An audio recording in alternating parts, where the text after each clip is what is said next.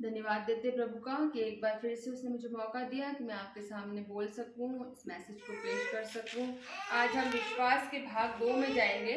पहले हमने पढ़ा था विश्वास के अंदर विश्वास, इब्रानियों की पत्री 11:1 में पढ़ा था हमने, विश्वास आशा की भी वस्तु और अनदेखी वस्तुओं का प्रमाण है। उसी तरह हमने आपको बताया था कि आज हम अब्राहम के बारे में पढ़ेंगे। उत्पत्ति 15:5 में जाएंगे हम, उत्पत्ति 15:5 में जाएंगे। और उसने उसको बाहर ले जाके कहा, आकाश की ओर दृष्टि करके तारागण को गिन, क्या तू उनको गिन सकता है? फिर उसने उससे कहा, तेरा वंश ऐसा ही होगा। और उसने यहोवा पर विश्वास किया और यहोवा ने इस बात को उसके लेखे में धर्म गिना। आमीन। परमेश्वर के वचन की पढ़े सुन जाने पर आशीष दे। परमेश्वर ने कहा तेरा वंश ऐसा होगा कि तू उनको गिन नहीं पाएगा। हमने पढ़ा इब्रानियों के अंदर विश्वास आशा की भी वस्तु और अनदेखी वस्तुओं का प्रमाण है। इब्रानियों की किताब 11वें अध्याय के अंदर 40 आयत, उसमें से 12 आयतें सिर्फ अब्राहम के ऊपर। आप इसको अच्छे से घर जाके पढ़ सक रहे इब्रानियों 11 को। उसके अंदर 40 अध्याय हैं, 14 वर्सेस हैं, उसमें से 12 आयतें सिर्फ अब्राहम के ऊपर लिखी गई। यहाँ पर हमको एक विश्वास के योद्धाओं की सूची मिलती है। बाइबल में अब्राहम को विश्वासियों का पिता कहा गया। हमने सब जगह पढ़ा है बाइबल में अब्राहम को विश्वासियों का पिता कहा गया। इसके कई कारण हैं, कोई एक आध कारण नहीं है जिसके कारण उसको विश्वासियों का पिता कहा गया हो। अब्राहम की जब बुलाहट हुई थी, अब्राहम गरीब घराने से नहीं था। अब्राहम एक समृद्ध परिवार से था। उसके पिता का बहुत बड़ा बिजनेस था। वो एक समृद्ध परिवार से था, कंगाल परिवार से नहीं था। वो इसके पास एक आलीशान मकान था, सुख सुविधा थी, सारे ऐशो आराम थे, परंतु उसने सारी सुख सुविधा ऐशो आराम को छोड़ करके परमेश्वर की इच्छा के अनुसार तंबुओं में रहना ज्यादा अपने आप को सुखी समझा, खुश समझा, क्योंकि वो परमेश्वर की इच्छा के अनुसार चलना चाहता था। वो आलीशान मकान और ऐशो आराम में नहीं रहना चाहता था, वो परमेश्वर की इच्छा में बना रहना चाहता था। इसलिए उसने अपना सारा जीवन तंबुओं में परदेसी होकर गुजारा। किसी भी व्यक्ति के लिए ऐशो आराम को छोड़ करके और सादा जीवन जीना बहुत कठिन होता है। ये बोलने में बहुत आसान लगता है, लेकिन एक ऐशो आराम की जिंदगी को छोड़ के कोई तंबुओं में रहना इंसान के लिए, तंबुओं को छोड़कर कोई आलीशान मकान में रहे तो हो सकता है, लेकिन ऐशो आराम को छोड़कर तंबुओं में जीवन व्यतीत करना, लेकिन परमेश्वर की इच्छा मायने रखती थी। उसके जीवन में सुख सुविधा मायने नहीं रखती थी, उसके जीवन में परमेश्वर की इच्छा में बने रहना मायने रखता था। वो अपने प्रभु की इच्छा में बना रहना अच्छा समझता था। बच्चा अब्राहम की नीड थी, परमेश्वर के पीछे चलने की शर्त नहीं थी। वो बच्चा अब्राहम चाहता था क्योंकि बच्चा नहीं था उसके पास में, इसलिए वो बच्चा चाहता था, लेकिन वो परमेश्वर के पीछे चलने की शर्त नहीं थी। कुछ लोग ऐसे होते हैं जो कहते हैं परमेश्वर पहले मुझे गवर्नमेंट जॉब दे दे, पहले मेरी मेडिकल रिपोर्ट सही आ जाए, पहले मेरे कर्जे उतर जाए, तब मैं आपके पीछे चलूंगा। परमेश्वर ये नहीं चाहता कि हम उसके पीछे चलने के लिए कोई शर्त रखें। और इब्रानियों 11:8 में हम देखते हैं, इब्रानियों 11:8 के अंदर हम देखते हैं वो मीरास पाने वाला था। इब्रानियों 11:8 के हम देखते हैं,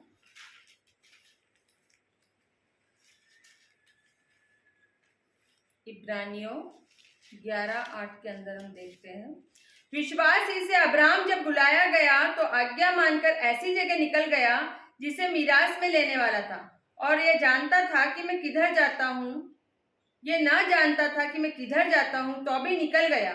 विश्वास ही से उसने प्रतिज्ञा किए हुए देश में, पराये देश में परदेसी के समान रहकर इसहाक और याकूब समेत जो उसके साथ उसी प्रतिज्ञा के वारिस थे तंबुओं में वास किया, क्योंकि वह उस स्थिर नींव वाले नगर की बाट जोता था जिसका रचने वाला और बनाने वाला परमेश्वर है। Yes amen. यहाँ पर परमेश्वर ने कितनी बड़ी बात बताई कि उसको मीरास की, उसको अब्राहम को मालूम चल गया था कि मुझे मीरास कहाँ पे मिलेगी, मेरी मीरास कहाँ पर है, इसलिए वो परमेश्वर के पीछे पीछे चल पड़ा। जहाँ परमेश्वर ने उसको रखा वहां पर हम प्रेरितों 7:3 में भी पढ़ सकते हैं, प्रेरितों के काम 7 उसका 3,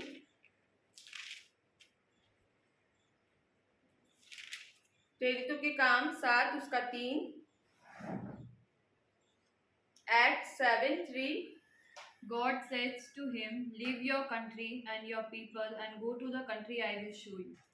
यस आमेन। 7 का 3 में हमने पढ़ा, और उसने अब तू अपने देश और कुटुंब से निकलकर उस देश में जा जिससे मैं तुझे दिखाऊंगा। उसने परमेश्वर ने उसको आज्ञा दी और उसने उसको फॉलो किया। जो परमेश्वर की विल को आगे रखते हैं वो हमेशा जीवन में आगे बढ़ते हैं। और उसने अब्राहम ने परमेश्वर की विल को आगे रखा, परमेश्वर की इच्छा को आगे रखा कि परमेश्वर क्या चाहता है। जब हम परमेश्वर की विल में चलते हैं उसकी बरकतों का साइज परमेश्वर डिसाइड नहीं करते। परमेश्वर कहते हैं तू जा, तू जो करना चाहता है कर। अगर हम परमेश्वर की इच्छा में चलते हैं तो जितनी बड़ी बरकत होगी उतनी बड़ी बरकत हमको मिलेगी। परमेश्वर ये नहीं सोचता कि मैं इसको छोटी बरकत दूं या बड़ी बरकत दूं। परमेश्वर उनकी साइज डिसाइड नहीं करता। जितनी ब्लेसिंग्स चाहिए ले ले, बरकतें कितनी बड़ी चाहिए ले ले। वचन में कहा है कि जान रखो यहोवा परमेश्वर मैं ही तुम्हारा परमेश्वर हूँ। इसलिए परमेश्वर ने उसको आज्ञा दी और उसने परमेश्वर के अनुसार फॉलो भी किया। उसने परमेश्वर की विल को आगे रखा। जैसा परमेश्वर ने उसको मार्गदर्शन दिया वैसे वैसे वो अब्राहम चलता गया। परमेश्वर ने उससे कहा तू जहां जहां कदम रखेगा वो सारी जगह तेरी हो जाएगी। कनान देश में जहां जहां अब्राहम को कदम रखने के लिए कहा, जहां जहां तू पैर रखेगा वो सारी जगह तेरी हो जाएगी। क्यों? क्योंकि वो परमेश्वर की विल में चलता था। जब हम परमेश्वर की विल में चलते हैं तो परमेश्वर हमारी बरकतों का साइज डिसाइड नहीं करते कि हमको कितनी छोटी बरकत चाहिए कितनी बड़ी। उसने कहा ले ले। बहुत से लोग परमेश्वर के सामने अपनी शर्तों को रखते हैं। हमें ऐसे शर्तों को नहीं रखना है। हम अपनी ब्लेसिंग्स को सक्सेसफुल करना चाहते हैं तो हमें उसके पीछे चलना है। अब्राहम ने परमेश्वर के लिए ये शर्त नहीं रखी कि जब तू मेरे जीवन में बच्चा देगा, मेरी नीड को पूरा करेगा तो मैं तेरे पीछे पीछे चलूंगा। अब्राहम ने कोई शर्त नहीं रखी परमेश्वर के लिए। अब्राहम ने 3 बार वेदी बनाई, बनाकर अपने प्रभु को धन्यवाद दिया। उसमें से 7 वायदों में से जो परमेश्वर ने 7 वायदे किए, अभी उस 7 वायदों में से एक भी वायदा उसके जीवन में पूरा नहीं हुआ था। परमेश्वर जो 7 प्रॉमिसेस किए अब्राहम के साथ उसमें से एक भी वायदा पूरा नहीं हुआ। फिर भी उसने 3 बार वेदी बनाकर परमेश्वर का धन्यवाद चढ़ाया क्योंकि वो परमेश्वर की विल को आगे रखता था। उसे मालूम था कि मुझे मीरास कहाँ पे मिलने वाली है। यहाँ अब्राहम को विश्वासियों का पिता कहा गया है। सारा को कभी भी विश्वासियों की माता नहीं कहा क्योंकि सारा ने बहुत सारे तर्क दिए थे कि मैं गर्भ धारण नहीं कर सकती हूँ, मैं बूढ़ी हो चुकी हूँ, मेरा मासिक धर्म बंद हो चुका है। लेकिन अब्राहम ने परमेश्वर के सामने अपने मुख से कुछ भी बात नहीं बोली। यहाँ तक कि उसने बुढ़ापे की अवस्था में भी परमेश्वर ने उसको बेटा दिया। बलि परमेश्वर से उसने ये नहीं कहा कि अब्राहम तूने मेरे को अब्राहम को एक ही बेटा दिया इसाक देने के बाद में परमेश्वर उसको बलिदान करने के लिए मांग रहा। तो उसने ये नहीं कहा कि परमेश्वर ने एक ही तो बेटा दिया मुझे, वो भी परमेश्वर बलि करने के लिए मांग रहा है, उसे मैं कैसे दे दूं। लेकिन परमेश्वर अब्राहम ने क्या कहा? अब्राहम ने ये कहा कि परमेश्वर ने उससे पहले भी मुझसे कुछ बात कही है। परमेश्वर ने बेटा देने से पहले भी मुझे एक बात कही। जब हमने पढ़ा उत्पत्ति 15:5 के अंदर, फिर से पढ़ सकता है कोई उत्पत्ति हिंदी में 15:5 के अंदर। उत्पत्ति 15:5 के अंदर परमेश्वर ने कहा और उसने उसको बाहर ले जाके कहा आकाश की ओर दृष्टि करके तारागण को गिन, क्या तू उनको गिन सकता है? फिर उसने उससे कहा तेरा वंश ऐसा ही होगा। Yes amen. यहाँ परमेश्वर क्या कह रहा है कि मैं तेरे वंश को तारों के समान बनाऊंगा। तारों को क्या कोई गिन सकता है? नहीं। जब परमेश्वर ने उसके साथ में ऐसा वायदा बच्चा देने से पहले कर दिया तो अगर इसाक को वो मार भी दे तो इसाक को जिंदा कर देगा। इसाक से वंश तेरा चलेगा। परमेश्वर ने कहा तेरे निज पुत्र के द्वारा तेरा वंश चलेगा। तो अगर इसाक को परमेश्वर मांग रहे हैं बलि के लिए तो परमेश्वर उसको दोबारा जिंदा कर सकते हैं। इससे तेरा इसाक से तेरा वंश आगे चलेगा। अगर प्रभु कह रहे हैं बलि कर दे तो वो इसको जिंदा भी कर सकते हैं। परमेश्वर कभी स्वयं का इनकार नहीं करते। परमेश्वर अब्राहम को ये बात मालूम थी कि परमेश्वर ने जो आपसे वायदा किया है उनको पकड़ लीजिए। उनको हम अपनी जिंदगी में पकड़ लेते हैं तो हमारे जीवनों में वो कहानी पूरी होती है। अब्राहम के जो हम पढ़ते हैं बाइबल के अंदर, अब्राहम ने जिस तरह से विश्वास किया उस तरह का विश्वास, अडिग विश्वास हमारा होगा क्योंकि अब्राहम की कहानी बिचौड़ कहानी है बाइबल के अंदर। अगर हम इसको देखते हैं कि इसका विश्वास कितना मजबूत था तो हमारे को दूसरी तरफ कहीं देखने की जरूरत नहीं है। एक मैसेज के अंदर हमने एक उत्साहित करने के लिए आपको एक बात बताती हूँ जो मैंने सुनी है। एक दंपति थे, उनके बहुत टाइम से बच्चा नहीं था। फिर प्रभु ने उनको एक बेटा दिया। जब वो अपनी मेडिकल टेस्ट करवाने गए तो वहाँ पे डॉक्टर्स ने कहा कि आप इस बच्चे को गिरा दो। आप इसको अबॉर्ट कर दो। तो वो दंपति बड़े हैरान हो गए। उन्होंने कहा कि हमको तो काफ़ी टाइम बाद बच्चा मिला है, हम इसे कैसे वो कर सकते हैं। तो डॉक्टर्स ने कहा कि आपकी मेडिकल रिपोर्ट बहुत ख़राब है, आपके बच्चे के अंग ढंग से नहीं बने, प्रॉपर नहीं बने, बच्चा बहुत बिगड़ी हुई कंडीशन में है। मतलब कि अगर आप इसको पैदा करते हो तो आप इसको देख करके रोओगे कि ऐसा कैसा बच्चा हमने पैदा किया। तो घर आते बहुत सोचते हैं वो कि हमें इसको हटा देना चाहिए इस बच्चे को। लेकिन उसकी बीवी को अपने पास्टर की बात याद आती। वो कहती है कि जिस जिंदा खुदा को हम मानते हैं, हम निरंतर अगर उससे प्रार्थना करेंगे तो हमारी हालात कितने भी बिगड़े क्यों ना हो, हमारी परिस्थितियां, हमारी मेडिकल रिपोर्ट कितनी भी खराब क्यों ना हो, लेकिन हम उसमें परमेश्वर हमारी सहायता करेंगे। और वो निरंतर प्रार्थना में लग जाते हैं। उस व्यक्ति को जब लंच में टाइम मिलता है वो लंच में घुटनों के बल प्रेयर करने बैठ जाता है। उसकी मिसेस को जब प्रार्थना करने का टाइम मिलता है, जैसे अपने घर के कामों से फ्री होती है वो निरंतर प्रार्थना में बैठ जाती है। सुबह प्रार्थना में, दिन में प्रार्थना में, रात में प्रार्थना में। जब रात को उनकी आंख खुलती तब वो प्रार्थना में बैठ जाते। फिर टेस्ट कराने का डॉक्टर ने यही कहा कि ये बच्चा आपको नहीं रखना है, लेकिन उन्होंने नहीं माना। वो लगातार प्रार्थना करते रहे, प्रार्थना करते रहे, प्रार्थना करते रहे। एक टाइम आया, बच्चा होने का जब समय आया, 9 महीने कंप्लीट हुए। आपको विश्वास नहीं होगा देख करके, उन्होंने इतने सुंदर बेटे को जन्म दिया, इतना गोरा बेटा पैदा हुआ उनके, एकदम सुंदर बच्चा जिसके सब कुछ अंग बने हुए थे। पास्टर ने उनसे पूछा कि सिस्टर, आपका विश्वास बहुत बड़ा है, आपने प्रार्थनाएं की लगातार। उसने कहा, पास्टर जी, हम जब तक खटखटाते रहे, जब तक परमेश्वर ने द्वार नहीं खोला। इसीलिए हमको हमारी प्रार्थना, मैंने आपको पहले भी बताया, बड़बड़ाते रहना है, टनटनाते रहना है, गड़गड़ाते रहना है। हमारे को परमेश्वर से निरंतर प्रार्थना, जब तक हमको वो चीज नहीं मिल जाए, हमको उस चीज को मांगने के लिए परमेश्वर से निरंतर प्रार्थना करें कि परमेश्वर हमें दे। और जब परमेश्वर हमें वो चीज दे देता है तो हमें उसके धन्यवाद के लिए भी हमेशा प्रार्थना करनी चाहिए कि परमेश्वर ने हमारे जीवन में वो चीज दी। कितनी बड़ी गवाही उसकी कि हम जब तक खटखटाते रहे, जब तक परमेश्वर ने द्वार नहीं खोला। उन्हें विश्वास था कि हमें हमारा परमेश्वर हमारी सुनता है।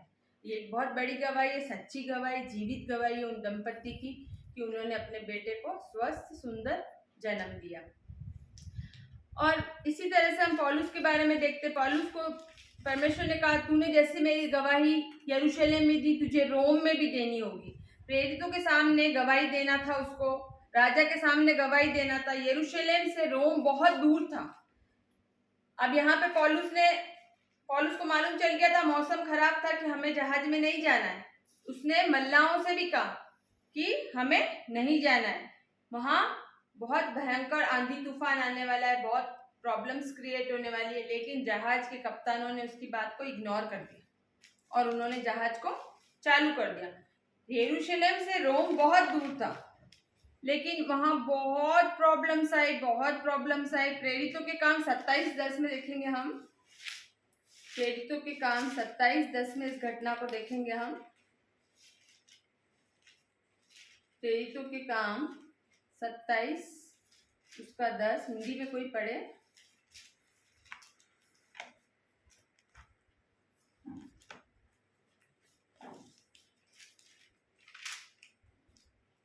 प्रेरितों के काम 27:10।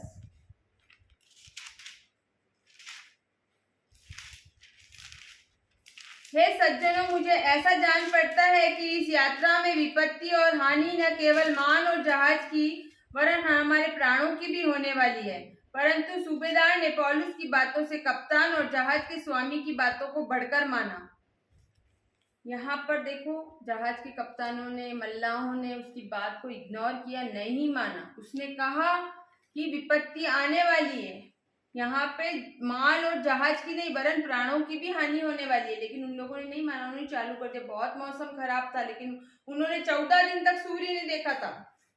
हम यहाँ देख सकते प्रेरितों के काम 27 के अंदर बहुत दिनों तक सूर्य न तारे दिखाई दिए और बड़ी आंधी चलती रही और अंत में हमारे बचने की सारी आशा जाती रही। प्रेरितों के काम 27, 19, 20 के अंदर उन्होंने 14 दिन तक सूर्य तारे कुछ नहीं देखा था। इतनी बड़ी आंधी तूफान, मार्ग का भटकाव, जहाज बड़ा परेशानी में हो गए थे। लोगों ने अपना खाना भी छोड़ दिया था, भोजन भी छोड़ दिया था, क्योंकि वो डरने लगे थे कि हम लोग बचेंगे या नहीं बचेंगे। लेकिन वहां पे पौलुस ने क्या कहा, मेरे स्वामी ने, जिसने मुझे कहा है कि तुझे राजा के सामने गवाही देनी, तो हमारी कुछ भी हानि नहीं, मुझे देना है मतलब देना है। उसका विश्वास देखिए, पौलुस का विश्वास। यहाँ 27 के 23 के अंदर देखेंगे हम, कोई पढ़े 27 का 22, प्रेरितों के काम 27 का 22, हिंदी में पढ़ेंगे कोई?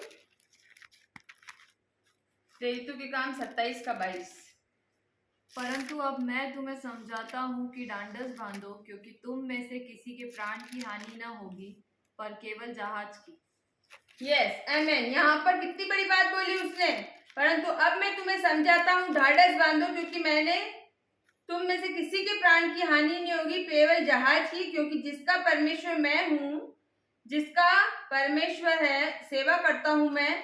उस स्वर्गदूत ने आज रात मेरे पास आकर कहा, हे पौलुस मत डर, तुझे कैसर के सामने खड़ा होना अवश्य है। देख, परमेश्वर ने सब जो तेरे साथ यात्रा करते हैं तुझे दिया है। इसलिए हे सज्जनों, ढाढ़स बांधो, क्योंकि मैं परमेश्वर का विश्वास करता हूँ कि जैसा मुझसे कहा गया है वैसा ही होगा, परंतु हमें किसी टापू पर जाकर टिकना होगा।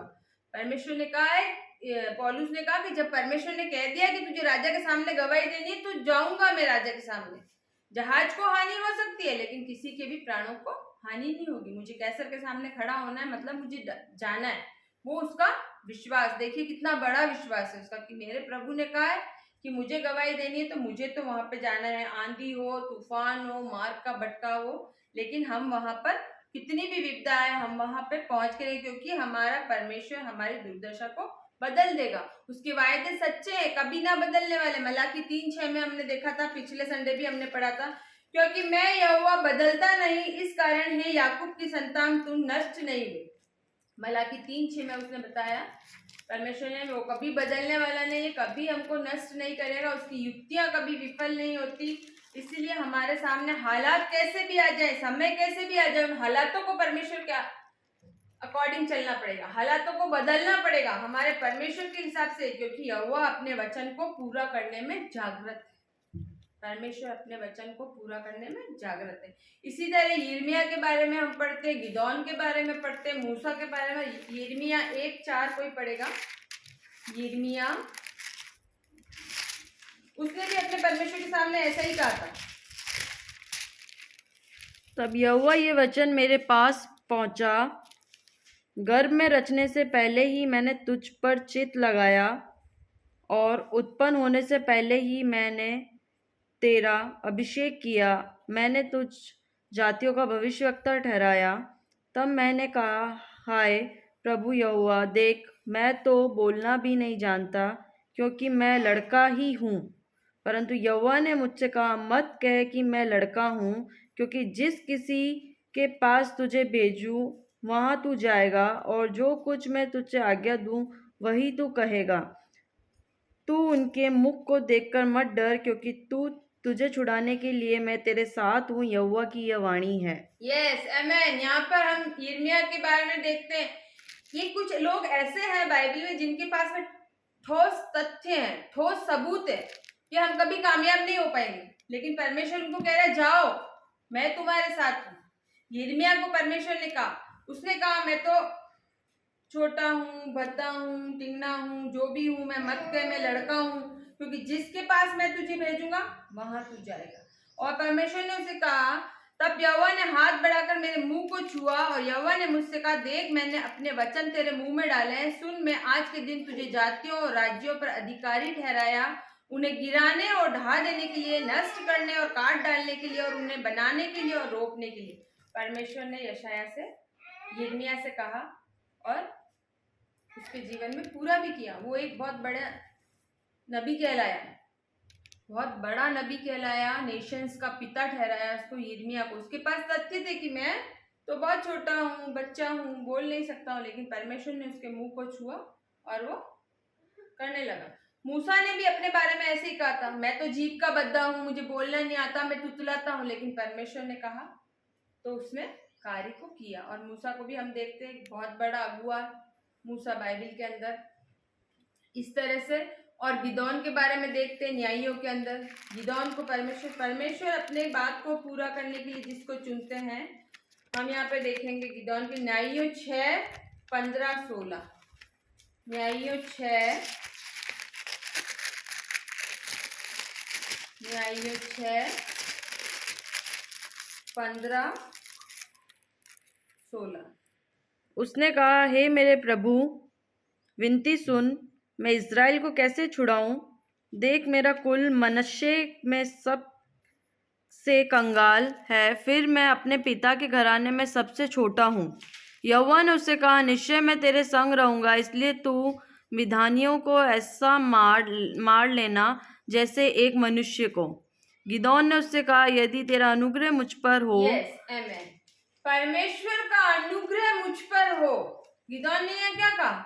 अगर तेरा अनुग्रह मुझ पर होगा तो मैं सब कुछ कर सकता हूँ। पहले उसके पास भी तथ्य थे कि उसने कहा, मैं तो इज़राइल को कैसे छुड़ाऊंगा, मेरा कुल मनुष्य में सबसे कंगाल है, मैं अपने पिता के घराने में सबसे छोटा हूँ। लेकिन परमेश्वर ने क्या कहा उससे? निश्चय मैं तेरे संग रहूंगा और तू मिद्यानियों को ऐसे मार लेगा जैसे किसी एक व्यक्ति को मारा। यहाँ पर परमेश्वर ने गिदोन के साथ काम किया। उसके पास भी ठोस सच है। लूका 5:5 में हम देखेंगे, मछुआरों के पास में पतरस नाव के ऊपर जाल डालने जाता है, पानी बहुत ठंडा है, रात में मछलियां पानी के ऊपर आती है, लेकिन उसकी जाल में मछलियां नहीं आ रही थी। परमेश्वर ने कहा जाल डालो, और जाल डाला और मछलियां आ गई। लूका 5:5 में देखते हैं हम। कोई लूका 5:5 निकालेगा? शिमोन ने उसको उत्तर दिया, हे स्वामी, हमने सारी रात मेहनत की और कुछ ना पकड़ा, तो भी तेरे कहने से जाल डालूंगा। जब उन्होंने ऐसा किया तो बहुत मछलियां घेर लाए और उनके जाल फटने लगे। यस, आमेन। परमेश्वर के कहने से जाल डाला।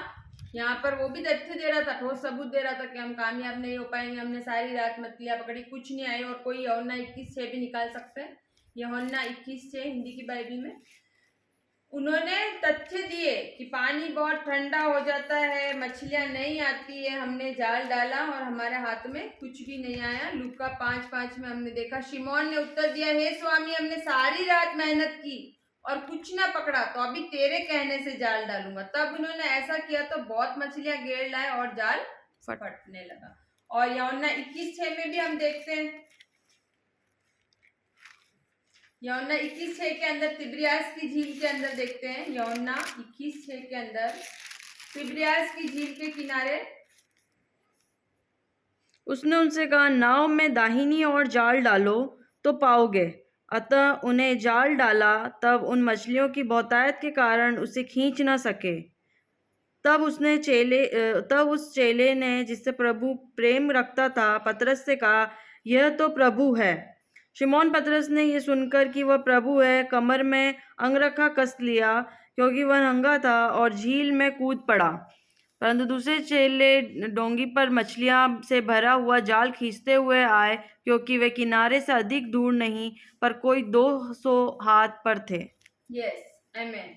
यहाँ 21 के अंदर हमने देखा, 21:3 के अंदर, अतः वे निकलकर नाव पर चढ़े, परंतु उस रात को कुछ न पकड़ा। और आगे हम देख रहे हैं कि यीशु मसीह ने कहा, तुम मछलियां तुमने अभी पकड़ी है, उनमें से कुछ लाओ। कितनी मछलियां पकड़ी उन्होंने? 153 मछलियां।